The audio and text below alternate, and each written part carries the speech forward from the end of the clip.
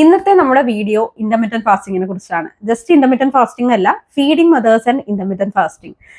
ഈ ഒരു കാറ്റഗറി ഞാൻ പ്രത്യേകിച്ച് എടുത്ത് ചെയ്യാനുള്ള, ഇങ്ങനെ ഒരു ടോപ്പിക്കായിട്ട് തന്നെ എടുത്ത് ചെയ്യാനുള്ള ഒരു റീസൺ എനിക്ക് വരുന്ന മെസ്സേജസ് തന്നെയാണ്. ഒരുപാട് ഫീഡിംഗ് മദേഴ്സ് ഈവൻ ഡെലിവറി കഴിഞ്ഞ് ഒരു 2 ദിവസത്തിനുള്ളിൽ തന്നെ എന്നെ കോൺടാക്ട് ചെയ്യുന്ന ആളുകളുണ്ട്, 3 മാസത്തിനുള്ളിൽ കോൺടാക്ട് ചെയ്യുന്നവരുണ്ട്. ഇന്റർമിറ്റന്റ് ഫാസ്റ്റിംഗ് ചെയ്യാമോ, ഏത് പാറ്റേൺ ഇന്റർമിറ്റന്റ് ഫാസ്റ്റിംഗ് ആണ് ഞാൻ ചെയ്യേണ്ടത്, ഇന്റർമിറ്റന്റ് ഫാസ്റ്റിംഗ് ചെയ്ത് കഴിഞ്ഞാൽ എനിക്ക് പെട്ടെന്ന് തന്നെ വെയിറ്റ് ലോസ് ഉണ്ടാവോ, ഞാൻ ഒരു 15 കിലോ കൂടി 30 കിലോ കൂടി, ഇങ്ങനെയൊക്കെ പറഞ്ഞിട്ട് ഒരുപാട് കൺസേൺഡ് ആയിട്ട് വരുന്ന കമന്റ്സും മെസ്സേജസും ഒക്കെ ഉണ്ട്. അപ്പൊ അതുകൊണ്ട് തന്നെയാണ് ഈ ഒരു ടോപ്പിക് തന്നെ സെപ്പറേറ്റ് ആയിട്ട് എടുത്തിട്ട് ഞാൻ ഇങ്ങനെ ഒരു വീഡിയോ ചെയ്യുന്നത്. അപ്പൊ ഇന്നത്തെ വീഡിയോയിൽ നമ്മൾ കവർ ചെയ്യാനായിട്ട് പോകുന്നത് ഇന്റർമിറ്റന്റ് ഫാസ്റ്റിംഗ് ഫീഡിംഗ് മദേഴ്സിന് ചെയ്യാൻ പറ്റുന്നതാണോ, അഥവാ ചെയ്യാൻ പറ്റുന്നതാണെങ്കിൽ ഏത് വിൻഡോ ആണ് നമ്മൾ ഫോളോ ചെയ്യേണ്ടത്, ഇന്റർമിറ്റന്റ് ഫാസ്റ്റിംഗ് ചെയ്യുമ്പോൾ നമ്മൾ ചെയ്യുന്ന കോമൺ ആയിട്ടുള്ള മിസ്റ്റേക്സുകൾ എന്തൊക്കെയാണ്, അതുപോലെ തന്നെ ഏത് രീതിയിലാണ് ഡയറ്റ് നമ്മൾ കൊണ്ടുപോകേണ്ടത് ഇന്റർമിറ്റന്റ് ഫാസ്റ്റിംഗ് ചെയ്യുമ്പോൾ, അങ്ങനെയൊക്കെയുള്ള കുറച്ച് കാര്യങ്ങളാണ് ഇന്നത്തെ വീഡിയോ നമ്മൾ ഡിസ്കസ് ചെയ്യുന്നത്. അപ്പൊ നിങ്ങളൊരു എക്സ്പെക്ടിംഗ് ആയിട്ടുള്ള മദർ ആണ്, അതേപോലെ തന്നെ നിങ്ങളിപ്പം ഫീഡിംഗ് ആയിട്ടുള്ള ഒരു അമ്മയാണെന്നൊക്കെ വെച്ച് കഴിഞ്ഞാൽ ഈ ഒരു വീഡിയോ നിങ്ങൾക്ക് വളരെയധികം ഹെൽപ്ഫുൾ ആയിരിക്കും. അപ്പൊ ഒട്ടും തന്നെ വീഡിയോ സ്കിപ്പ് ചെയ്യാതെ മുഴുവനായിട്ട് ഈ ഒരു ടോപ്പിക് നിങ്ങൾ കാണാനായിട്ട് ശ്രമിക്കുക. നമുക്ക് വീഡിയോയിലോട്ട് പോവാം.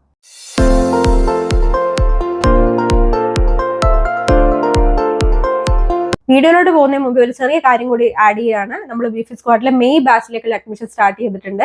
അപ്പൊ ഈ ഏപ്രിൽ മെയ് എന്നൊക്കെ പറയാൻ നമുക്ക് വെക്കേഷൻ ടൈമാണ്. പക്ഷെ സ്റ്റിൽ ആ ഒരു കാര്യമൊക്കെ ഓർക്കാതെ തന്നെ ഒത്തിരി പേര് അവരുടെ ഹെൽത്തിന് പ്രയോറിറ്റി കൊടുത്തിട്ട് ബിഫിറ്റ് സ്ക്വാഡിൽ ഇത്തവണ ജോയിൻ ചെയ്തിട്ടുണ്ട്. അപ്പൊ അതേപോലെ തന്നെ മെയ് ബാച്ചിലേക്കുള്ള അഡ്മിഷൻ നമ്മൾ സ്റ്റാർട്ട് ചെയ്തിട്ടുണ്ട്.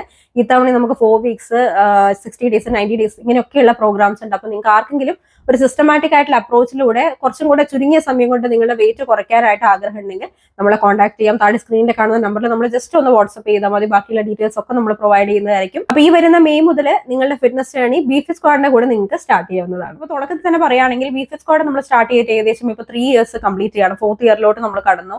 ഒരുപാട് ഫീഡിംഗ് മദേഴ്സിനെ നമ്മുടെ ഫസ്റ്റ് ബാച്ച് തൊട്ട് തന്നെ നമ്മൾ ഫീഡിംഗ് മദേഴ്സിനെ കേറ്റർ ചെയ്യുന്നുണ്ട്. എനിക്ക് തോന്നുന്നു ഈ ഒരു 5000-6000 പേരെയൊക്കെ നമ്മൾ ഏകദേശം എന്താ പറയാ നോക്കിയിട്ടുണ്ടാവും, കേറ്റർ ചെയ്തിട്ടുണ്ടാവും. അതിനകത്ത് ഒരു പകുതിയിലേറെ പേരും ഫീഡിംഗ് ആയിട്ടുള്ള അമ്മമാരാണ്, അല്ലെങ്കിൽ ഡെലിവറി കഴിഞ്ഞിട്ടുള്ള അമ്മമാർ, അങ്ങനെയൊക്കെ ആയിട്ടുള്ള കാറ്റഗറീസ് ആണ് നമ്മൾ ഡീൽ ചെയ്തുകൊണ്ടിരിക്കുന്നത്. അപ്പൊ അവരുടെ ഒക്കെ ഒരുപാട് എക്സ്പീരിയൻസും കാര്യങ്ങളൊക്കെ നമ്മൾ അറിയുന്നുണ്ട്. നമുക്കറിയാം, നമുക്ക് ഈ ഒരു അമ്മയാവുമ്പോൾ തന്നെയുള്ള അല്ലെങ്കിൽ പ്രഗ്നന്റ് ആവുമ്പോൾ തന്നെ നമുക്കുള്ള ഒരുപാട് എക്സൈറ്റ്മെന്റ്സ് ഉണ്ടാവും. അതിനൊപ്പം തന്നെ നമ്മുടെ ഒക്കെ ഉള്ളിൽ വളർന്നു വരുന്ന ഒരു കൺസേൺ ആണ് ഈ കൂടി വരുന്ന വെയിറ്റ് എങ്ങനെ തിരിച്ച് ആ ഒരു പ്രീ പ്രഗ്നൻസി വെയിറ്റിലോട്ട് എത്തിച്ചേരാൻ പറ്റുമെന്നുള്ളത്. നമ്മളിപ്പം യൂഷ്വലി പ്രഗ്നന്റ് ആവുമ്പോൾ തന്നെ നമുക്ക് ഒരു ഹെൽത്തി വെയിറ്റ് ഗെയിൻ എന്നുള്ള രീതിയിൽ 15 കിലോ വരെയൊക്കെ നമ്മൾ വെയിറ്റ് ഗെയിൻ ആവാം. അത് ഒരു അൺഹെൽത്തി വെയിറ്റ് ഗെയിനിലോട്ട് പോകുമ്പോൾ ഒരു 30 കിലോ ഒക്കെ വെയിറ്റ് ഗെയിൻ ആവുന്ന ആളുകളുണ്ട്. അപ്പൊ അത് തിരിച്ച് പഴയ രീതിയിലേക്ക് കൊണ്ടെത്തിക്കാൻ ഒരുപാട് പേര് സ്ട്രഗിൾ ചെയ്യാറുണ്ട്. ശരിക്കും പറഞ്ഞാൽ ആ ഒരു ഫസ്റ്റ് എന്താ പറയുക ഇയറിൽ തന്നെ നമ്മൾ നമ്മുടെ വെയിറ്റ് ലോസിനെ പറ്റി ചിന്തിച്ചു തുടങ്ങണം. അല്ലാതെ ഉള്ളവർക്കാണ് ഇത് ഭയങ്കര ഒരു സ്ട്രഗിൾ ആയിട്ട് മാറുന്നത്. അപ്പൊ അതിലോട്ടൊന്നും ഞാൻ പോകുന്നില്ല. ഇന്റർമിറ്റന്റ് ഫാസ്റ്റിങ്ങിനെ പറ്റി പറയുകയാണെങ്കിൽ എന്തുകൊണ്ടാണ് ഈ ഫീഡിംഗ് മദേഴ്സ് ഇന്റർമിറ്റന്റ് ഫാസ്റ്റിംഗ് ചെയ്യാനായിട്ട് ആഗ്രഹിക്കുന്നത് ഞാൻ പലപ്പോഴും ചിന്തിക്കാറുണ്ട്. അതിന്റെ ഒരു മെയിൻ റീസൺ എന്ന് വെച്ച് കഴിഞ്ഞാൽ ഇന്റർമിറ്റന്റ് ഫാസ്റ്റിംഗിൽ നമ്മൾ പ്രത്യേകിച്ച് ഒരു ഡയറ്റ് റുട്ടീൻ ഒന്നും, ഇപ്പൊ കീറ്റോ ഡയറ്റ് എന്നൊക്കെ പറയുമ്പോൾ ഒരു സെപ്പറേറ്റ് ഡയറ്റ് ആണ് നമ്മൾ ഫോളോ ചെയ്യുന്നത്. അല്ലെങ്കിൽ വേറെ ഏത് ടൈപ്പ് ഓഫ് നെയിംഡ് ഡയറ്റ് ആണെങ്കിൽ നമ്മളൊരു പെർട്ടിക്കുലർ ഡയറ്റ് ആണ്, അതിൻ്റെതായിട്ടുള്ള ഒരു രീതികളുണ്ട്. അപ്പൊ അങ്ങനെയൊക്കെയുള്ള ഡയറ്റ് ആണ് നമ്മൾ ഫോളോ ചെയ്യുന്നത്. പക്ഷേ ഇന്റർമിറ്റന്റ് ഫാസ്റ്റിംഗ് ആവുമ്പോൾ നമുക്ക് ഏത് രീതിയിലുള്ള ഡയറ്റ് നമുക്ക് ഫോളോ ചെയ്യാം. ലോ കലോറി ഡയറ്റ് അല്ലെങ്കിൽ ഹൈ പ്രോട്ടീൻ ഡയറ്റ് അങ്ങനെയൊന്നും നമ്മൾ നോക്കേണ്ട ആവശ്യമില്ല. ജസ്റ്റ് ഒരു ബാലൻസ്ഡ് ഡയറ്റ് എന്നുള്ള രീതിയിൽ കൊണ്ടുപോയി കഴിഞ്ഞാൽ തന്നെ ഇന്റർമിറ്റന്റ് ഫാസ്റ്റിംഗ് പാറ്റേൺ ഫോളോ ചെയ്യുകയാണെങ്കിൽ നമുക്ക് റിസൾട്ട് കിട്ടും. ചിലപ്പോൾ അതുകൊണ്ടായിരിക്കാം ഫീഡിംഗ് മദേഴ്സ് ഇന്റർമിറ്റന്റ് ഫാസ്റ്റിംഗ് എന്നുള്ള ആ ഒരു രീതി തന്നെ പിന്തുടരാനായിട്ട് ആഗ്രഹിക്കുന്നത്. അപ്പോൾ നമുക്ക് ഒരുപാട് മെസ്സേജസും കാര്യങ്ങളൊക്കെ വരാറുണ്ട്. അപ്പോൾ ഫസ്റ്റ് ഓഫ് ഓൾ ആദ്യം നിങ്ങളുടെ ആ ഒരു ക്വസ്റ്റ്യൻ ഞാൻ ക്ലാരിഫൈ ചെയ്യാം. ഇന്റർമിറ്റന്റ് ഫാസ്റ്റിംഗ് ഫീഡിംഗ് മദേഴ്സിന് ചെയ്യാമോ എന്ന് വെച്ച് കഴിഞ്ഞാൽ ചെയ്യാം. പക്ഷെ അത് അങ്ങനെ അങ്ങ് ചെയ്യാമെന്നല്ല, വിത്ത് ദ റൈറ്റ് അപ്രോച്ച്, അങ്ങനെ വേണം കറക്റ്റ് ആയിട്ട് പറയാൻ. ഒരു പ്രോപ്പർ അപ്രോച്ച് ഉണ്ട് ഫീഡിംഗ് മദേഴ്സിന്. ആ രീതിയിലാണെങ്കിൽ മാത്രമേ ഇന്റർമിറ്റന്റ് ഫാസ്റ്റിംഗ് ഫീഡിംഗ് മദേഴ്സ് ചെയ്യാൻ വേണ്ടി പാടുള്ളൂ. ഇനി ഇന്റർമിറ്റന്റ് ഫാസ്റ്റിംഗ് ഫീഡിംഗ് മദേഴ്സിന് സേഫ് ആണോ എന്ന് ചോദിച്ചു കഴിഞ്ഞാൽ ഇപ്പൊ നമുക്ക് പ്രഗ്നൻസി തന്നെ പല സ്റ്റേജുകളുണ്ട്. First trimester, second trimester, third trimester, അങ്ങനെയൊക്കെ പറഞ്ഞിട്ട് ഓരോ ട്രൈമസ്റ്റേഴ്സിലും നമ്മൾ എന്താ പറയുക നമ്മുടെ ന്യൂട്രീഷൻ അങ്ങനത്തെ കാര്യങ്ങളൊക്കെ ഡിഫറെന്റ് ആയിട്ട് വരാറുണ്ട്. അപ്പൊ അതേപോലെ തന്നെയാണ് നമ്മളിപ്പോൾ ഡെലിവറി കഴിഞ്ഞതിന് ശേഷവും നമ്മൾ ഓരോ സ്റ്റേജിലൂടെയാണ് നമ്മൾ കടന്നു പോകുന്നത്. അപ്പൊ ആദ്യത്തെ ആ ഒരു 6 months എന്ന് വെച്ച് കഴിഞ്ഞാൽ എക്സ്ക്ലൂസീവ്ലി നമ്മൾ ബ്രസ്റ്റ് ഫീഡ് ചെയ്യുന്ന സമയമാണ്.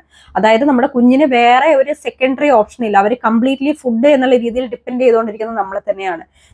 അതുപോലെ തന്നെ നമുക്ക് കുഞ്ഞിന്റെ ഒരു ഷെഡ്യൂളൊക്കെ നമ്മൾ മനസ്സിലാക്കി എടുക്കുന്ന ഒരു സമയമാണ് ആദ്യത്തെ ഒരു 3 months അല്ലെങ്കിൽ 6 months വരെയുള്ള സമയം. നമ്മൾ കുഞ്ഞിന് എപ്പോഴാണ് വിശക്കുന്നത്, അല്ലെങ്കിൽ എപ്പോഴാണ് അവർ പാല് കുടിക്കുക, അല്ലെങ്കിൽ എപ്പോഴാണ് അവർ ഉണർന്നിരിക്കുക, അങ്ങനെയൊന്നും നമ്മൾ കംപ്ലീറ്റ്ലി കൺഫ്യൂസ്ഡ് ആയിട്ട് നമ്മളും അതായത് ഒരു കുഞ്ഞ് ജനിക്കുന്നതോടൊപ്പം തന്നെ ഒരു അമ്മയും കൂടെ ജനിക്കുകയാണല്ലേ അവിടെ. അപ്പൊ നമ്മൾ അതുമായിട്ടൊന്ന് ഇഴുകി ചേരാനായിട്ട് ശ്രമിക്കുന്ന ഒരു ടൈമാണ് ആദ്യത്തെ ഒരു 6 months. അപ്പൊ അതുകൊണ്ട് തന്നെ ഈ സമയത്ത് നമുക്കൊരു പ്രോപ്പർ ആയിട്ട് ഉറക്കം കിട്ടാനോ അല്ലെങ്കിൽ പ്രോപ്പർ ആയിട്ടുള്ള ഒരു റുട്ടീൻ കിട്ടാനോ ഒന്നും ചാൻസസ് ഇല്ല. അപ്പൊ അതുകൊണ്ട് തന്നെ ആ സമയത്ത് നമ്മൾ ഇന്റർമീഡിയറ്റ് ഫാസ്റ്റിംഗ് പോലെയുള്ള കാര്യങ്ങൾ സ്റ്റാർട്ട് ചെയ്യാതിരിക്കുന്നതായിരിക്കും ഏറ്റവും നല്ലത്.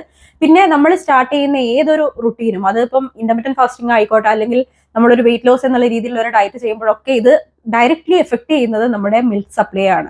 അപ്പൊ നമ്മൾ അതൊരിക്കലും ചെയ്യാൻ പാടില്ല എന്ന് തന്നെയാണ് എന്റെ ഒരു സജഷൻ. കാരണം നമ്മുടെ കുഞ്ഞ് കംപ്ലീറ്റ്ലി ഡിപ്പെൻഡ് ചെയ്യുന്ന നമ്മളെയാണ്. അപ്പോൾ നമ്മൾ ആ ഒരു മിൽക്ക് സപ്ലൈയിൽ മാറ്റങ്ങൾ വന്നു കഴിഞ്ഞാൽ, നമ്മുടെ ക്വാളിറ്റി, മിൽക്കിന്റെ ക്വാളിറ്റിയിൽ മാറ്റം വന്നു കഴിഞ്ഞാൽ അതൊക്കെ ബാധിക്കുന്നത് നമ്മുടെ കുഞ്ഞിന്റെ വളർച്ചയായിരിക്കും. അപ്പോൾ അവർക്ക് ഈ ഒരു സമയത്ത് മിൽക്ക് കൊടുക്കുക അല്ലെങ്കിൽ ക്വാളിറ്റി മിൽക്ക് കൊടുക്കുക എന്നുള്ളത് നമ്മുടെ ഏറ്റവും വലിയൊരു ഉത്തരവാദിത്തമായിട്ട് നമ്മൾ കണ്ടു ചെയ്യേണ്ടുന്ന ഒരു കാര്യമാണ്.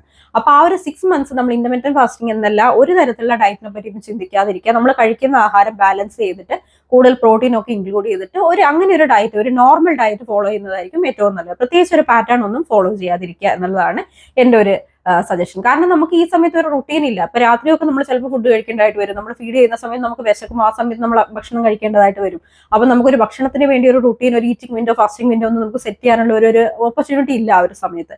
അപ്പോൾ 6 months നിങ്ങൾ കംപ്ലീറ്റ്ലി മറന്നേക്കുക. ആ ഒരു സമയത്ത് നമ്മുടെ കുഞ്ഞിന്റെ കാര്യങ്ങൾ അല്ലെങ്കിൽ അവരുടെ മൈൽ സ്റ്റോണ്, അവരെ കമിഴ്ന്ന് വീഴുക, അങ്ങനെയൊക്കെയുള്ള ഒരുപാട് കാര്യങ്ങൾ ആ സമയത്തുണ്ട്. അപ്പൊ അതൊക്കെ നിങ്ങൾ കംപ്ലീറ്റ്ലി ആസ്വദിക്കാനായിട്ട് നോക്കുക. ബാലൻസ്ഡ് ആയിട്ട് ആഹാരം കഴിച്ച് മുന്നോട്ട് പോകാനായിട്ട് നോക്കുക. ഇനി എന്ന് മുതൽ ഇന്റർമീഡിയറ്റ് ഫാസ്റ്റിംഗ് സ്റ്റാർട്ട് ചെയ്യാമെന്ന് ചോദിച്ചു കഴിഞ്ഞാൽ, നമ്മൾ എന്താ പറയാ, ഫസ്റ്റ് 6 months ഫിനിഷ് ചെയ്തു. 6th month മുതൽ നമ്മൾ കുഞ്ഞിനെ സോളിഡ്സ് ഇൻട്രൊഡ്യൂസ് ചെയ്ത് തുടങ്ങും. അപ്പൊ സോളിഡ്സ് ഇപ്പം ഒരു 1-2 മീൽ സോളിഡ്സ് എടുക്കുകയാണ്. അപ്പൊ നമ്മൾ കംപ്ലീറ്റ് ആയിട്ട് ഈ ഒരു എന്താ പറയുക, നമ്മൾ പാല് കൊടുക്കുന്ന ഒരു അവസ്ഥ വരുന്നില്ല. രാത്രിയൊക്കെ നമ്മൾ കൊടുക്കുമായിരിക്കും. പക്ഷെ എന്നിരുന്നാലും നമ്മൾ ഈ എക്സ്ക്ലൂസീവ്ലി ബ്രസ്റ്റ് ഫീഡിങ് എന്ന് പറയുന്നുള്ള ഒരു പ്രോസസ്സ് അവിടെ സ്റ്റോപ്പ് ചെയ്യുകയാണല്ലോ.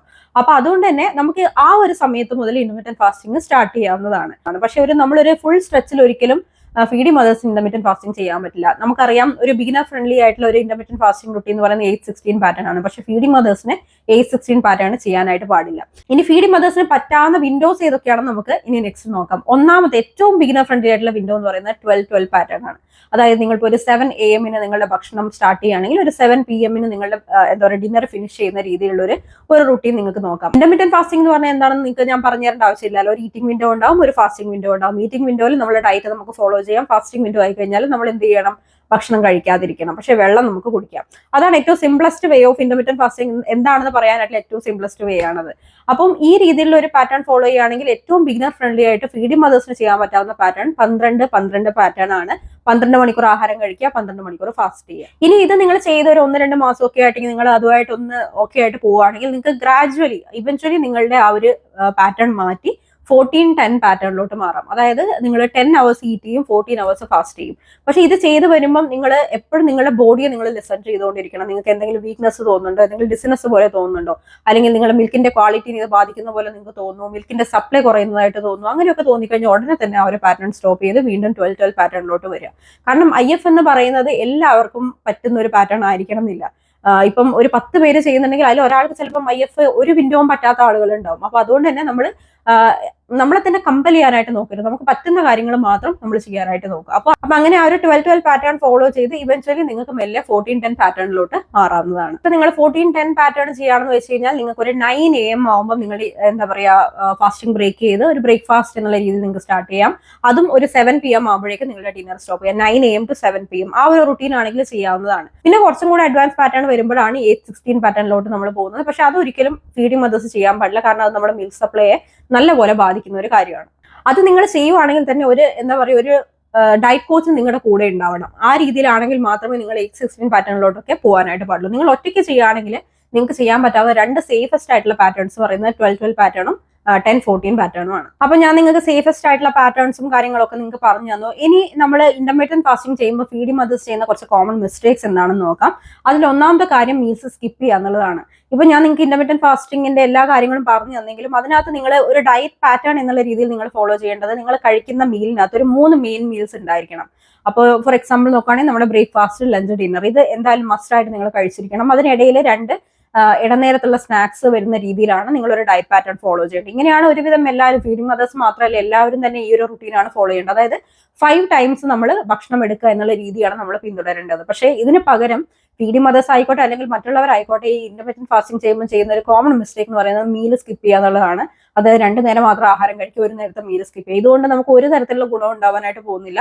നമ്മുടെ ബോഡിയെ പ്രോപ്പർ ആയിട്ട് ഫ്യൂലപ്പ് ചെയ്യുക എന്നുള്ളത് നമ്മൾ ഫീഡിങ് ടൈമിൽ ഏറ്റവും കൂടുതൽ ശ്രദ്ധിക്കേണ്ട കാര്യമാണ്. കാരണം നമ്മൾ ഡിപ്പെൻഡ് ചെയ്ത ഒരാളും കൂടി ഉണ്ട്, അപ്പൊ അയാളുടെ കാര്യം കൂടെ നമ്മൾ പ്രയോറിറ്റൈസ് ചെയ്യണം.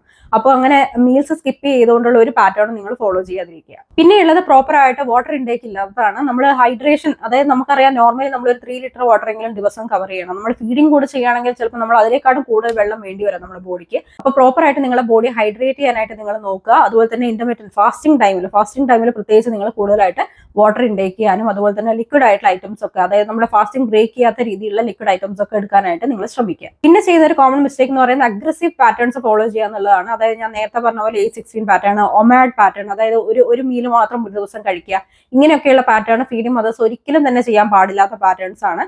സോ അത് നിങ്ങളൊന്ന് ശ്രദ്ധിക്കുക. ഇങ്ങനെയുള്ള കോമൺ മിസ്റ്റേക്സ് നിങ്ങൾ ചെയ്യാതിരിക്കുക.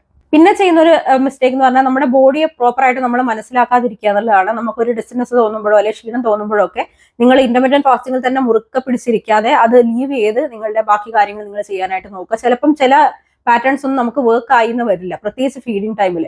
നമ്മുടെ ഫീഡിംഗ് ടൈമിൽ എന്ന് പറയുന്നത് നമ്മുടെ ബോഡിയിൽ ഒരുപാട് പ്രോസസ്സുകൾ നടന്നുകൊണ്ടിരിക്കുന്ന സമയമാണ്, ഒരുപാട് കലറീസ്, നമുക്ക് എക്സ്ട്രാ കലറീസ് വേണ്ടി വരുന്ന ഒരു സമയമാണ്. അപ്പോൾ ചില പാറ്റേൺസ് ഒന്നും നമുക്ക് വർക്ക് ആയി എന്ന് വരില്ല. അപ്പോൾ തന്നെ ഇന്റർമീഡിയറ്റ് ഫാസ്റ്റിംഗ് സ്റ്റോപ്പ് ചെയ്യുക, ഒരു നോർമൽ ഈറ്റിംഗ് പാറ്റേണിലോട്ട് നിങ്ങൾ വരിക.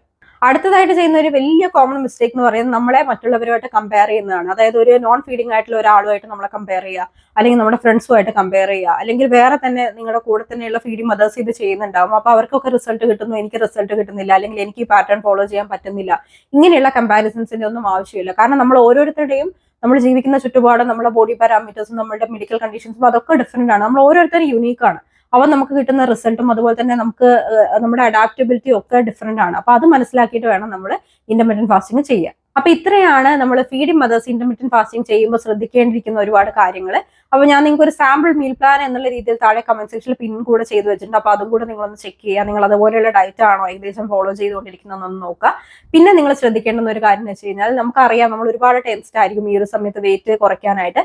പക്ഷെ എന്നിരുന്നാലും നമ്മൾ ആ ഒരു വെയിറ്റ് കുറയ്ക്കാനുള്ള ആ ഒരു വെപ്രാളത്തിനിടയ്ക്ക് നമ്മൾ ഒരുപാട് വലിയൊരു സുന്ദരമായിട്ടുള്ള ഒരു കാലഘട്ടമാണ് കടന്നുപോയിക്കൊണ്ടിരിക്കുന്നത്. കാരണം നമ്മുടെ കുഞ്ഞിന്റെ ഒരുപാട് മൈൽ സ്റ്റോൺ നടന്നുകൊണ്ടിരിക്കുന്ന സമയമാണ് ഈ ഒരു ഫസ്റ്റ് ഇയർ എന്നൊക്കെ പറയുന്നത്. അപ്പൊ വെയിറ്റ് കുറയ്ക്കാനുള്ള ആ ഒരു വെപ്രാളത്തിനിടയ്ക്ക് ആ ഒരു മൊമെന്റ്സ് ഒന്നും നിങ്ങൾ മിസ് ഔട്ട് ചെയ്യാതിരിക്കുക. അതൊന്നും പോയി കഴിഞ്ഞാൽ നമുക്ക് പിന്നെ തിരിച്ചു കിട്ടില്ല. അപ്പൊ അതുകൊണ്ട് തന്നെ അങ്ങനത്തെ ടെൻഷൻസ് ഒക്കെ മാറ്റി വെച്ച് നിങ്ങൾ ഗ്രാജുവലി നിങ്ങളുടെ വെയിറ്റ് കുറയ്ക്കാനുള്ള ജേർണിയിലോട്ട് നിങ്ങൾ കടക്കുക.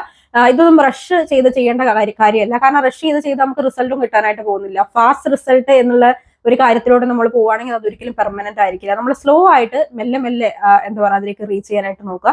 ഒരുപാട് ഫീഡിംഗ് മദേഴ്സിനെ നമ്മൾ ട്രെയിൻ ചെയ്ത് എക്സ്പീരിയൻസ് ഉണ്ട്. അപ്പൊ അവരെയൊക്കെ നമ്മൾ ആ ഒരു രീതിയിലാണ് മുന്നോട്ട് നടത്തിക്കൊണ്ടിരിക്കുന്നത്. അപ്പൊ നിങ്ങളും അതുപോലെ തന്നെ മുന്നോട്ട് പോകാനായിട്ട് നോക്കുക. പയ്യെ നമുക്ക് നമ്മുടെ ഗോളിലോട്ട് അച്ചീവ് ചെയ്യാനായിട്ട് നോക്കുക. നിങ്ങളുടെ ഡെലിവറി കഴിഞ്ഞ ആ ഒരു ഫസ്റ്റ് ഇയറിൽ തന്നെ നിങ്ങളുടെ ഹെൽത്തിന് വേണ്ടി നിങ്ങൾ കുറച്ചൊന്ന് ശ്രദ്ധകളൊക്കെ കൊടുക്കുകയാണെന്ന് വെച്ച് കഴിഞ്ഞാൽ ആ ഒരു ഫസ്റ്റ് 2 years അല്ലെ 3 yearsനുള്ളിൽ തന്നെ നമുക്ക് പഴയ വെയിറ്റിലോട്ട്, പ്രീ പ്രഗ്നൻസി വെയിറ്റിലോട്ട് നമുക്ക് എത്തിച്ചേരാനായിട്ട് സാധിക്കും. അപ്പൊ അതിന് നിങ്ങൾക്ക് എല്ലാവർക്കും സാധിക്കട്ടെ എന്ന് ഞാൻ ആത്മാർത്ഥമായിട്ട് ആശംസിക്കുകയാണ്. അപ്പൊ ഇന്നത്തെ വീഡിയോ നിങ്ങൾക്ക് എല്ലാവർക്കും ഇൻഫോർമേറ്റീവ് ആയി എന്ന് വിചാരിക്കുന്നു. അപ്പൊ നിങ്ങളുടെ ഫെലോ മമ്മാസ് ഒക്കെ ഉണ്ടാവും, അവർക്കൊക്കെ ഒരു വീഡിയോ ഷെയർ ചെയ്ത് കൊടുക്കുക. അപ്പൊ മറ്റൊരു ഇൻട്രസ്റ്റിംഗ് ആയിട്ടുള്ള വീഡിയോ ആയിട്ട് നമുക്ക് വീണ്ടും കാണാം. എല്ലാവരും ഹാപ്പി ആൻഡ് ഹെൽത്തി ആയിട്ടിരിക്കൂ. ബൈ.